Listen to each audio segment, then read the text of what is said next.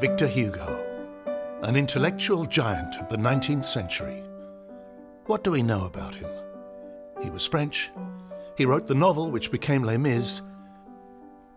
And oh yes, The Hunchback of Notre Dame, that was his. And there is so much more.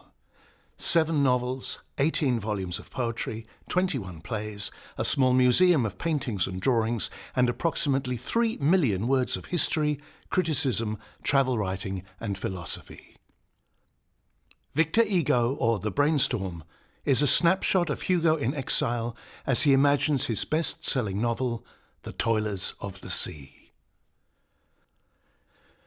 Alone in his rooftop studio, Hugo pulls together the essential ingredients of a ripping yarn. He conjures up a cast of characters. He spices their relationships with obsession, with love, sacrifice, betrayal, and a good dash of skullduggery. In this period of his tumultuous life, Hugo is a political exile. The regime of Napoleon III has driven him from France, and Hugo has settled on the island of Guernsey. From his studio he can see the coast of Normandy in the haze of the horizon. This will be his home for 15 years. The Toilers of the Sea tells the story of a young fisherman who falls dangerously in love with a beautiful young island girl.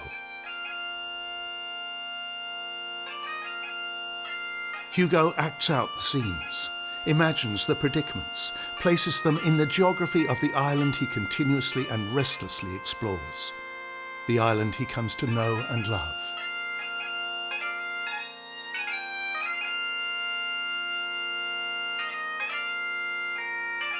He pits them against the elemental forces which determine their lives.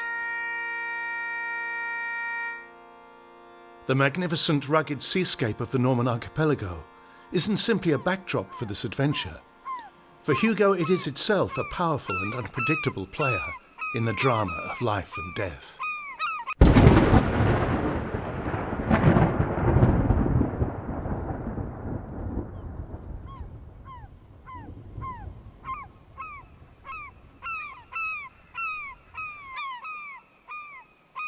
Hugo tests the mechanics of the salvage of a steam engine as he lives out the torments and tortures of his tragically obsessed hero.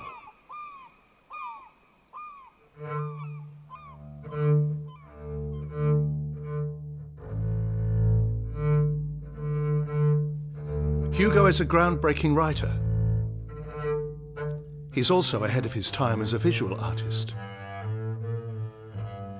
In this production, projection artist Scott Baker brings Hugo's own drawings to life, illustrating the brainstorm of the author.